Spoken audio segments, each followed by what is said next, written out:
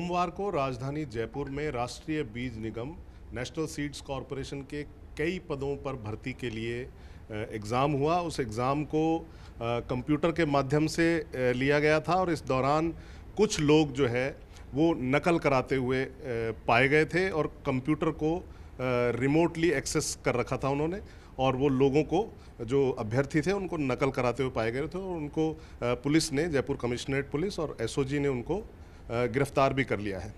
लेकिन इसके टेक्निकल पहलू कुछ अलग हैं और राजनीतिक जो बातें हो रही हैं, जो राजनीतिक जो एक दूसरे पर आरोप प्रत्यारोप हैं, वो अलग अलग तरह के हैं। लेकिन अब हम जानना चाहेंगे कि किस तरह की इसमें टेक्निकल खामी है और किस तरह से उन्होंने ये इन वारदात को अंजाम दिया। तो इसके लिए मेरे साथ हैं साइबर सिक्योरिटी एक्सपर्ट हैं मुकेश चौधरी, वो मेरे साथ हैं। वो बताएंगे कि किस तरह से जो है इन्होंने जो है इस पूरे वारदात को, या ये जो नकल कराने की जो बात है, उन्होंने इसको अंजाम दिया।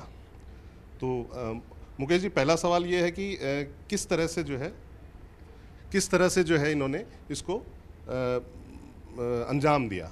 जी, इस टाइप के केसेस में जो अभी रिसेंट केस आइडेंटिफाई हुआ है, उसके अंदर तो जो रिमोट एक्सेस एप्लीकेशन होती है, जो रिमोट सपोर्ट में काम में ली जाती है, जो आमतौर पर आईटी कंपनीज़ में आईटी सपोर्ट के लिए काम में लेते हैं, जैसे कि एनीडेस्क हो गया या फिर एमी एडमिन हो गया या टीम व्यूअर हो गया।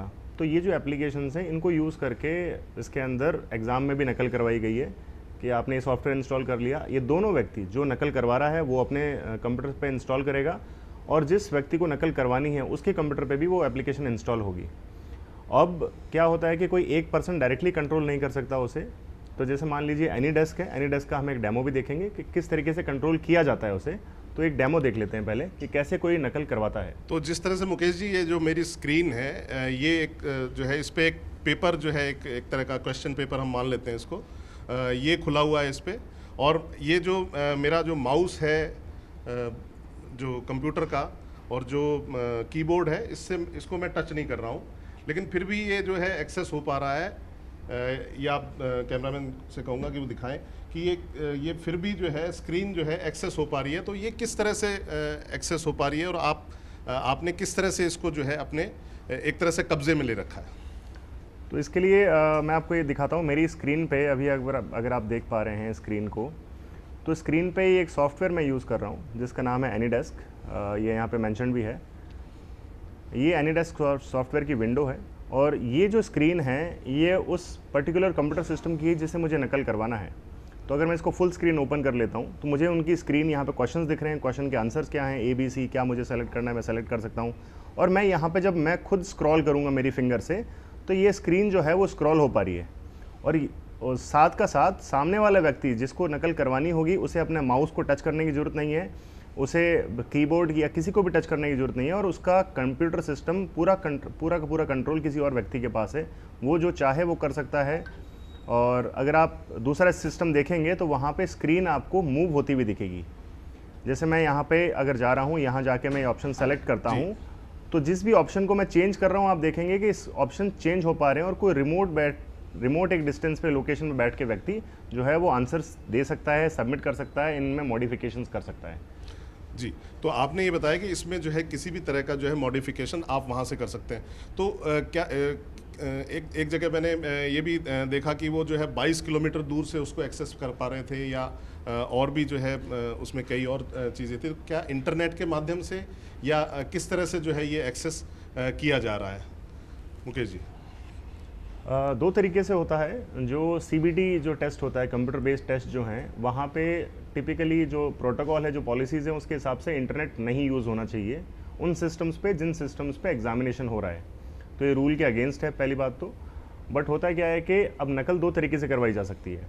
एक तो हो गया जो कंप्यूटर पे पूरे जो एग्ज़ाम सेंटर है वहाँ पे जिन सिस्टम्स पे नकल करवाई जानी चाहिए, या तो उन पे या सभी पे इंटरनेट कनेक्ट कर दिया जाए और किसी एप्लीकेशन के थ्रू कोई दूर बैठा व्यक्ति उसे कंट्रोल कर सकता है। दूसरा तरीका ये होता है कि वहाँ पे इंटरनेट कनेक्ट नहीं किया जाए, पर मान लीजिए एक बिल्डिंग है जिसके अंदर 5 लैब हैं, 5 लैब्स के अंदर वो कैंडिडेट्स बैठे हैं जिनको एग्ज़ाम देना है, और एक ऐसा रूम है जहाँ पे 2-3 सिस्टम्स और रखे हुए हैं और वहाँ से उन्हें नकल करवाई जा रही है। वो विदाउट इंटरनेट कर सकते हैं, ये इंट्रानेट के थ्रू होता है। जिसमें लैन केबल्स आपस में कनेक्ट होती हैं या वायरलेसली लोग उन कंप्यूटर सिस्टम को कनेक्ट करते हैं। और थ्रू ऐसे जो सॉफ्टवेयर्स हैं, इन सॉफ्टवेयर्स में दो तरीके के फीचर्स होते हैं, थ्रू इंटरनेट कनेक्ट करना और विदाउट इंटरनेट कनेक्ट करना, और लोकल होस्ट का एक लोकल एरिया नेटवर्क का आईपी देना उस कंप्यूटर का, और जिस कंप्यूटर को आप कंट्रोल करना चाहते हैं। जैसे टीम व्यूवर है, टीम व्यूवर में फैसिलिटी है, टीम व्यूवर के थ्रू कोई इजीली कर सकता है। तो इन टूल्स को यूज़ करके बिना इंटरनेट भी नकल करवाई जा सकती है, पर कंडीशन ये है कि जो नकल करवाने वाला व्यक्ति है वो उसी बिल्डिंग में उपस्थित हो।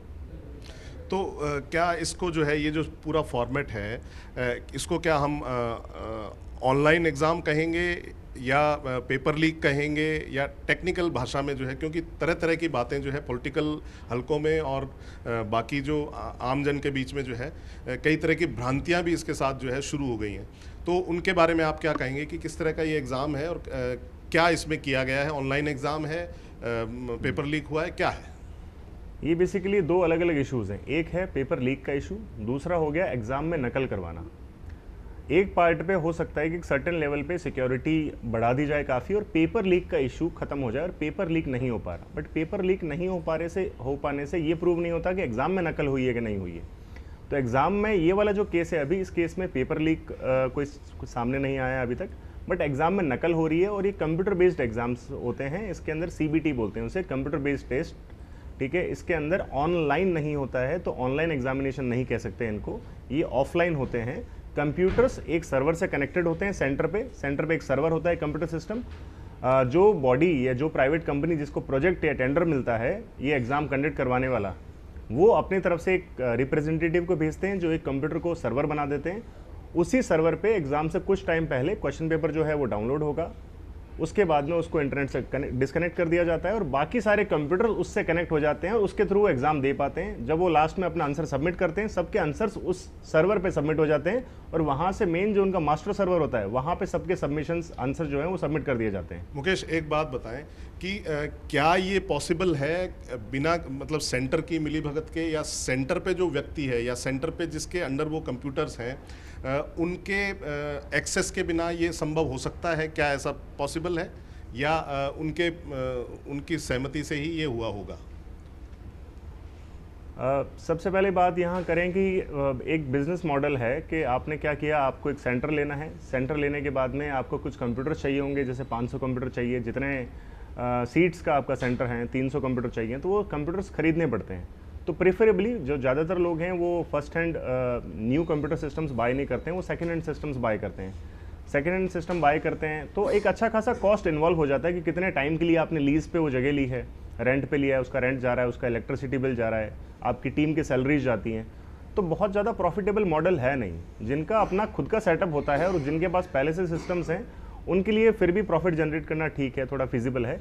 जो सब कुछ सेटअप, और कुछ लोग क्या है कि लोन लेके पैसा लेते हैं या फिर ब्याज पे पैसा ले लेते हैं, तो इसमें ज़्यादा प्रॉफिट बन नहीं पाता है। इसके लिए वो क्या करते हैं, वो उनको डे 1 से पता है कि मुझे सेंटर लेना है और लोगों को नकल करवानी है और वहाँ से पैसा कमाना है। तो डे 1 से ही ये चीज़ शुरू हो जाती है उसके दिमाग में, जिसने सेंटर लिया उसको नकल ही करवानी है। तो इसमें प्रोबेबिलिटी बहुत हाई हो जाती है कि जो सेंटर वाला व्यक्ति है वो खुद ही करवा रहा है, क्योंकि ये इंटरनेट कनेक्ट करना, ये इसमें सॉफ्टवेयर इंस्टॉल करना उसकी परमिशन के बिना नहीं हो सकता है। मुकेश जी, एक और सवाल है इस बारे में कि बैंकिंग सेक्टर में जो टेस्ट होते हैं या एग्ज़ाम होते हैं वो सब ऑनलाइन होते हैं या यूँ कहें कंप्यूटर के माध्यम से होते हैं, तो उनमें ऐसी शिकायतें अक्सर नहीं देखने को मिलती हैं। लेकिन इस तरह के एग्ज़ाम में जो है, हालांकि ये भी मेरे ख्याल से पिछले दिनों में पहली बार ही है, ये पिछले काफ़ी साल में कि इस तरह की शिकायत मिली है। तो बैंकिंग का क्या फॉर्मेट अलग है या ये कुछ अलग फॉर्मेट है? मेरे ख्याल से आपको और मैं आपको थोड़ा ब्रॉडर कंसेप्ट में समझाऊं इस बात को, तो आपको इस तरीके से समझना चाहिए कि ये एग्ज़ाम्स ऐसे हैं क्योंकि कंप्यूटर बेस्ड एग्ज़ाम्स है, तो इसमें इसकी पॉलिसीज़ बननी बहुत डिटेल में बहुत ज़्यादा ज़रूरी है कि जो भी गवर्नमेंट एजेंसीज़ हैं, विभाग हैं या नेशनल लेवल पे, स्टेट लेवल पे, कि एग्ज़ाम्स किस तरीके से कंडक्ट होंगे, उसका तरीका क्या है। और एग्ज़ाम अगर पूरा हो गया उसके बाद में भी अगर ये एलिगेशंस आते हैं कि एग्ज़ाम्स में नकल हुई है, तो उसको पकड़ने का क्या तरीका है, क्या पॉलिसीज़ हैं, क्या प्रोटोकॉल्स हैं, क्या फ़ाइन्स हैं, क्या पेनल्टीज़ हैं, पूरी डिटेल्ड पॉलिसी होनी चाहिए। एक एडवाइजरी बोर्ड होना चाहिए जो उस पॉलिसी को बनाए, उसमें एक्सपर्ट्स भी होने चाहिए, फॉरेंसिक एक्सपर्ट्स भी होने चाहिए, साइबर एक्सपर्ट्स भी होने चाहिए, जो इन्वेस्टिगेशन एक्सपर्ट्स हैं, पुलिस की टीम भी होनी चाहिए। क्योंकि क्या होता है कि जो अधिकतर केसेस अगर आप देखेंगे जो पकड़ में आए हैं, मोस्टली केसेस वही होते हैं जहाँ पे कोई सूचना मिलती है कि सूचना मिली और पुलिस वहाँ पे पहुंची और पुलिस ने मौके से पकड़ लिया। अगर 4 लाख कैंडिडेट एग्जाम दे रहे हैं, 4 लाख में से मान लीजिए 30,000 लोगों ने चीटिंग करी है, तो पुलिस को तो 30 जनों के बारे में पता चल पाता है, बाकी बचे हुए कैंडिडेट्स का क्या हुआ जिन्होंने चीटिंग करी है। अगर 25-30 हज़ार लोग चीटिंग कर रहे हैं तो वो लोग नहीं पकड़ में आ रहे हैं, ये बहुत बड़ा इशू है। तो जैसे आप कह रहे हैं कि बैंकिंग सिस्टम में कुछ अलग सिस्टम है क्या, उसमें नकल क्यों नहीं पकड़ में आ रही है, हो सकता है कि हो रही हो बट किसी को नहीं पता है। तो कितने केसेस पकड़ में आते हैं, वो केसेस आई थिंक मेरे कैलकुलेशन के हिसाब से वो लेस देन 1% है, और चीटिंग जो है वो बहुत बड़े स्तर पे हो रही है, बहुत ज़्यादा बड़े स्तर पे हो रही है, जो कि हर एक डिपार्टमेंट के लिए एक बहुत बड़ा लॉस है, क्योंकि जिस व्यक्ति का कॉमन सेंस, जीके, आईक्यू नहीं है सही, वो व्यक्ति चुन के फाइनली आके अधिकारी बन जाता है। तो ये थे मुकेश चौधरी, जो साइबर सिक्योरिटी एनालिस्ट हैं, साइबर सिक्योरिटी एक्सपर्ट हैं, जो बता रहे थे कि जो है किस तरह से जो है ये नकल बहुत बड़े पैमाने पे भी हो सकती है और की जा रही हो सकती है, लेकिन वो पकड़ में शायद ना आ रही हो। कैमरामैन मान सिंह के साथ हितेंद्र शर्मा, न्यूज़ 18 राजस्थान।